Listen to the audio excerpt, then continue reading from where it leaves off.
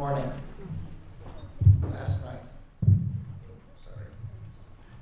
I met with some of the survivors and the loved ones, the victims of the horrific mass shooting at Robb Elementary School.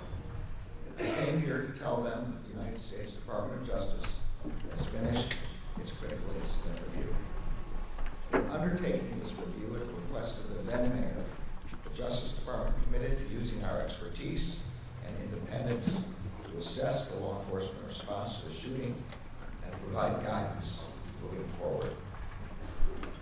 As I told families and survivors last night, the department's review concluded that a series of major failures of leadership, in tactics, in communications, in training, and in preparedness were made by law enforcement leaders and others responding to the mass shooting at Robb Elementary.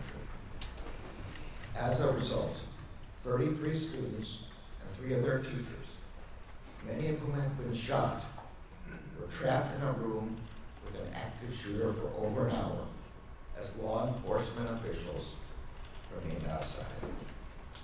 I also told the families and survivors how deeply sorry I am for the losses they suffered that day and for the losses they have suffered every day since.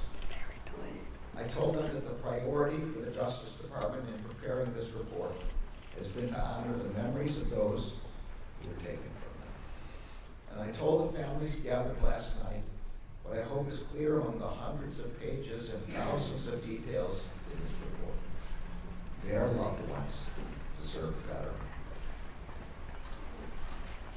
The law enforcement response at Robb Elementary School on May 24, 2022, and the hours and days after, was a failure that should not have happened. We hope to honor the victims and the survivors by working together to try to prevent anything like this from ever happening again, here or anywhere. I'm now going to turn to the key observations and recommendations of the report. On May 24, 2022 at 11:33 a.m., an active shooter wearing body armor and equipped with a high-power AR-15 rifle entered Robb Elementary School and began shooting into classrooms 111 and 112, which shared a connecting door. Within minutes, 11 law enforcement officers from the Uvalde Consolidated Independent School District and the Uvalde Police Department arrived inside the school. Hearing continued gunfire, 5 officers immediately advanced toward classrooms 111 and 112. Within seconds, shots were fired from inside the classroom. Shrapnel hit 2 officers, and all responders retreated to cover. A single officer then made additional attempts to approach the classrooms, but after 11:40 a.m., no more attempts to enter the rooms were made until 12:48 p.m., more than an hour later. As a consequence of failed leadership, training, and policies, injured and scared students and teachers remained trapped with the subject in the classrooms, waiting to be rescued. Survivors later shared that they heard officers gathered outside the classrooms while they waited. The victims trapped in classroom 111 and 112 were waiting to be rescued at 11:44 a.m., approximately 10 minutes after officers first arrived, when the subject fired another shot inside the classrooms. They were still waiting at 11:56 a.m. when an officer on the scene told law enforcement leaders that his wife, a teacher, was inside room 111 and 112 and had been shot. They were still waiting as broadcasts went out on officer radios that a student trapped inside rooms 111 had called 911 at 12:10 p.m. to say that the student was in a room full of victims. That student stayed on the phone with 911 for 16 minutes. The victims were still waiting to be rescued when the subject fired 4 more shots inside the classrooms at 12:21 p.m., 49 minutes after officers arrived on the scene. And they were still waiting for another 27 minutes after that until finally officers entered the classroom and killed the subject. As the victims were trapped and waiting for help, many of their families were waiting outside the school, growing increasingly concerned about why law enforcement had not taken action to rescue their loved ones. Law enforcement officers from different agencies who had self-deployed to the scene in overwhelming numbers were themselves waiting for leadership decisions about how to proceed.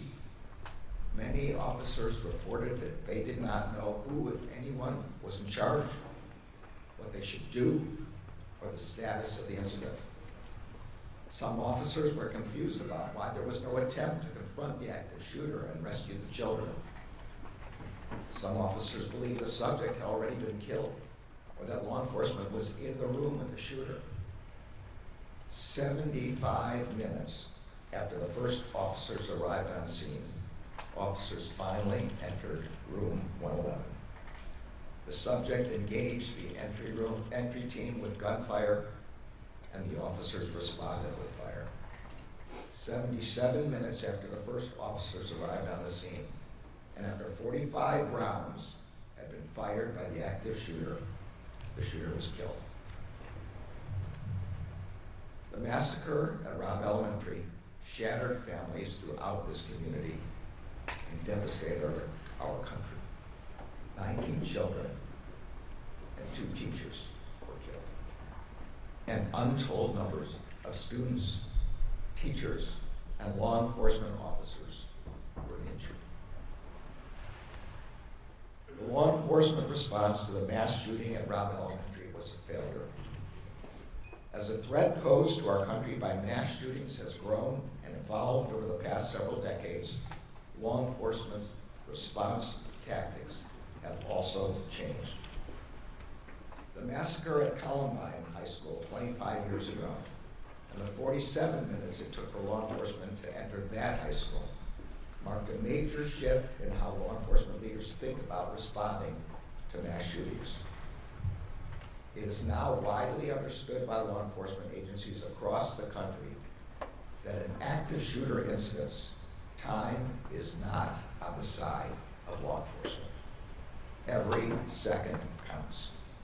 And the priority of law enforcement must be to immediately enter the room and stop the shooter with whatever weapons and tools officers have with them. That is the approach responding officers first employed when they arrived at Robb Elementary School. But within minutes of arriving inside the school, officials on scene transitioned from treating the scene as an active shooter situation to treating the shooter as a barricaded subject. This was the most significant failure. That failure meant that law enforcement officials prioritized the protracted evacuation of students and teachers in other classrooms instead of immediately rescuing the victims trapped with the active shooter. It meant that officials spent time trying to negotiate with the subject instead of entering the room and confronting him. It meant that officials asked for and waited for additional responders and equipment instead of following generally accepted active shooter practice and moving toward the shooter with the resources they had. It meant waiting for a set of keys to open the classroom door, which the report concludes was likely unlocked anyway. And it meant that the victims remained trapped with the shooter for more than an hour after the first officers arrived on scene. There were also other failures in leadership, command, and coordination. None of the law enforcement leaders at the scene established an incident command structure to provide timely direction, control, and coordination among the enormous number of responders who arrived on scene. This lack of a command structure, exacerbated by communication difficulties, contributed to confusion among responders about who was in charge and how they could help. These failures may also have been influenced by policy and training deficiencies at responding law enforcement agencies. Some lacked any active shooter training at all. Some had inappropriate training, some lacked critical incident response training, and the vast majority had never trained together with different agencies. As Associate Attorney General Vanita Gupta will discuss in further detail, the chaos and confusion that defined the law enforcement response while the shooter remained a threat also defined the aftermath of the shooting. For example, surviving victims, some with bullet wounds and other injuries, were put on buses without being brought to the attention of medics. Some families were told that their family members had survived, but they had not. And victims, families, and community members struggled to receive timely and accurate information about what had occurred at Robb Elementary. The Justice Department's objective in preparing this report was threefold. First, to honor the victims, the survivors, and their loved ones. Second, to provide a clear and independent accounting of the law enforcement response to the horrific attack that devastated this community. And third, to provide law enforcement agencies and communities across the country with analysis and recommendations about how what happened in Uvalde should inform efforts to prepare themselves for and respond to mass shootings. Policing is a noble profession. It is also a hard one. It requires training and constant education about evolving threats. The report includes widely accepted recommendations that have been adopted by law enforcement agencies across the country about how to prepare for and respond to active shooter situations. Before an active shooter incident occurs, law enforcement agencies have a responsibility to ensure that their leaders and all their officers are trained to focus on rapid response. Trained that the first officers on the scene must focus on eliminating the threat and protecting the victims most in danger. Law enforcement officers responding to an active shooter must be prepared to take charge, to establish a unified command, and to facilitate communications, operational coordination, and allocation and delivery of resources. They must continually assess and adjust as the incident evolves.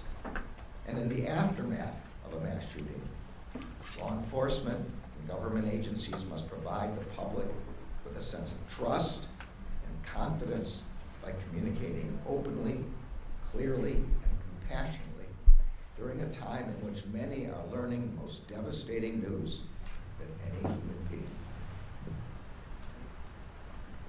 can receive. The victims and survivors of the mass shooting at Robb Elementary on May 24th, 2022 deserve better. First and foremost, the 19 children and their 2 teachers who were stolen from their loved ones should be here today. They never should have been targeted by a mass shooter. We must never forget the shooter's heinous act that day. And the victims and survivors should never have been trapped with that shooter for more than an hour as they waited for their rescue. The families of the victims and survivors deserve more than incomplete, inaccurate, and conflicting communications about the status of their loved ones. This community deserves more than misinformation from officials during and after the attack. Responding officers here in Uvalde, who also lost loved ones and who still bear the emotional scars of that day, deserve the kind of leadership and training that would have prepared them to do the work that was required. Our children deserve better than to grow up in a country where an 18-year-old has easy access to a weapon that belongs on the battlefield, not in a classroom. And communities across the country and the law enforcement officers who protect them deserve better than to be forced to respond to one horrific mass shooting after another. But that is the terrible reality that we face. And so it is a reality that every law enforcement agency in every community across the country must be prepared for. No community and no law enforcement agency should have to face that threat alone. That is why we came to Uvalde, and that is why we are releasing this report. The Justice Department remains committed to working in partnership with communities across the country, with the law enforcement agencies working to protect those communities every day. In particular, we stand ready to help communities and agencies prepare to respond to a terrible incident like the one that occurred here. We have concluded the department's review, but we know that the work of healing here in Uvalde is only beginning. We are humbled and grateful to stand with this community as we remember and honor your loved ones. I will now turn the podium over to Associate Attorney General Anita Gupta. Her leadership has been key to the department's efforts to conduct an independent, fair, and comprehensive review of the horrific mass shooting of May 24th and its long aftermath. I am also grateful to the entire Critical Incident Review team and to the department's COPS office and to the leadership of Hugh Clements for their tireless work. Anita.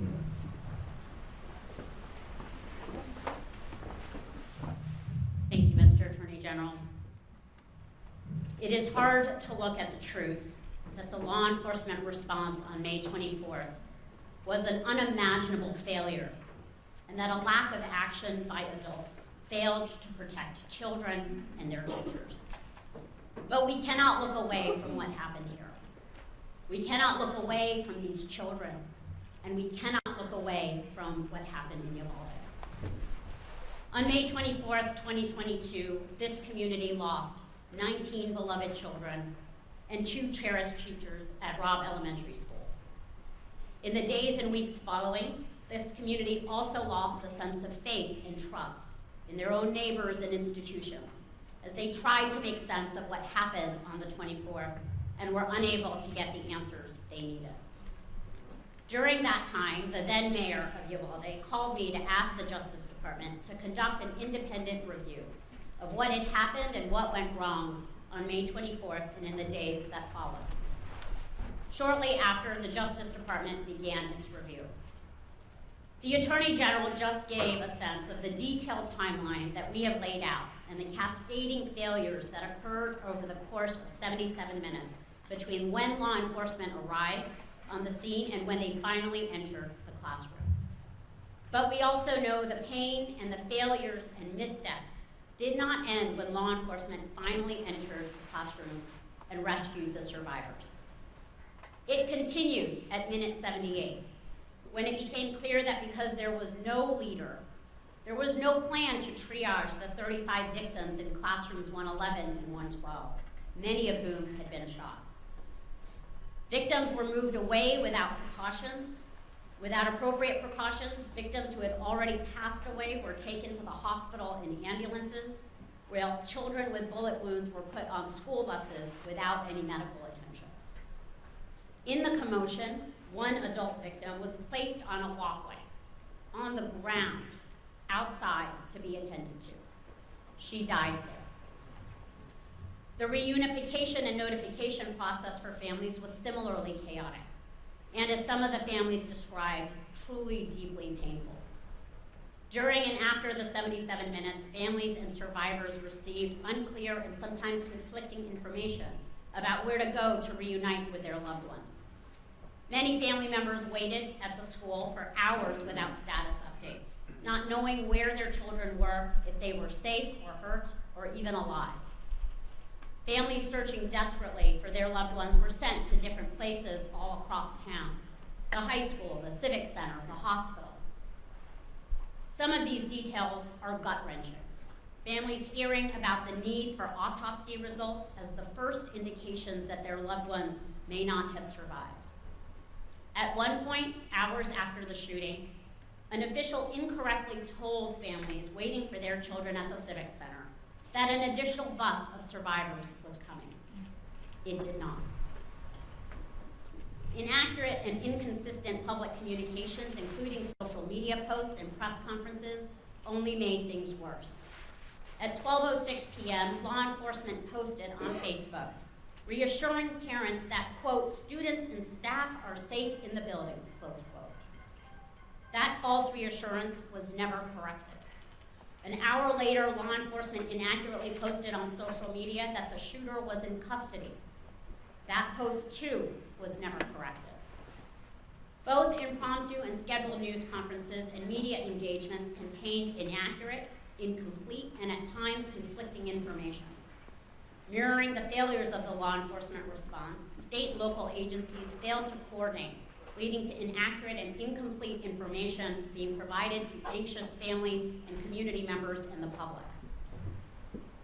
We also know the pain following a tragedy like this endures, and that the support this community needs has often been missing. And we cannot talk about what happened at Robb Elementary School without reckoning with the fact that this tragedy took place somewhere all children should feel supported and cared for and safe. Our report documents missteps in school safety preparation that contributed to this tragedy, including that the campus safety plan was effectively a template and included security measures that were not even available at Robb. That there was a culture of complacency around locked door policies with interior and exterior doors routinely left unlocked, and that confusion over where to find master key to unlock classroom doors contributed to the significant delay in entering classrooms 111 and 112. As I made clear last April when I came to Uvalde to meet with families, and as we reiterated to families last night, this report not only looked backwards, but also identifies lessons learned and recommendations for other communities to prevent something like this from happening again. No law enforcement agency or community can assume that what happened here, or in Newtown, or in Parkland, or in Columbine, can't happen in their community. That is our reality. This report offers 273 recommendations for law enforcement agencies and other officials in every community. That includes a series of recommendations for law enforcement and government agencies preparing for and responding to mass shooting incidents and active shooter incidents as they occur.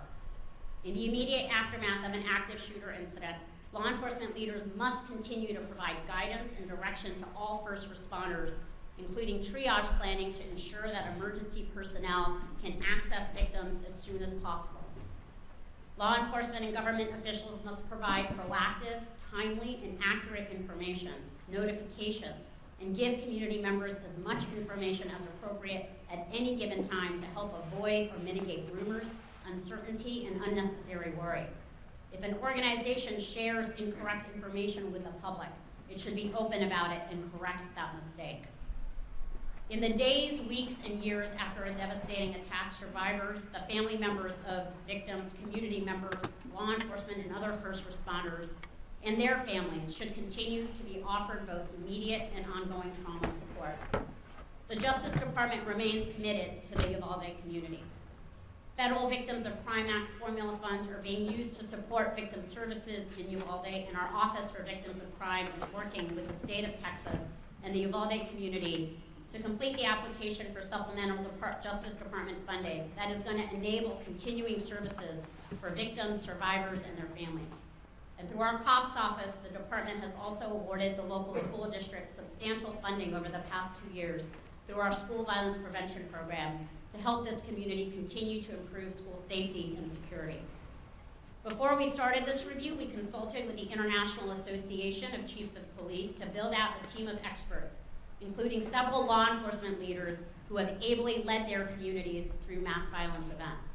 I am grateful to those leaders who lent their expertise to us, and to our COPS office team for their immense dedication and commitment. Together, the review team's work included reviewing more than 14,000 pieces of data and documentation, including policies and procedures, training logs, body camera and closed-circuit television footage, photographs, and more. They made 9 visits to Uvalde for a total of 54 days in this community. They conducted more than 260 interviews of individuals from more than 30 organizations and agencies, including responding law enforcement and survivors, family members, victim services providers, and school and hospital staff. They travel throughout the country to review generally accepted practices and contemporary active shooter training courses. Other organizations and news outlets have documented parts of what happened on this horrific day. But all of this work has led to a Justice Department report that is both the most detailed and broadest in scope, looking beyond the immediate incident to include the communications, victim services, and school safety aspects of this tragedy, as well as the post-incident response and investigation and pre-incident planning and preparation. The public demands a lot from law enforcement, and we often take their service for granted. Every day, police officers run towards danger to keep people safe. In Uvalde on May 24th, 2022, that did not happen until far too late. Uvalde is a community that is healing, and getting clear on the facts is part of healing. So too are the beautiful, powerful murals all over the city, commemorating each child and teacher killed on May 24th. And so too is enacting change in policies and practices to help make sure these failures do not happen again. While it took time for the Justice Department to examine the facts and put this report together, our commitment to the Uvalde community does not end here. Through available funding, resources, victim services, technical assistance, and training, we will support Uvalde and communities across the country in their efforts to prevent and address violence. Just as we have looked back, we will look forward. We are committed to honoring the memories of the lives that were lost here by working to build a future where all of our children, their loved ones, and their teachers can feel cared for, supported, and protected.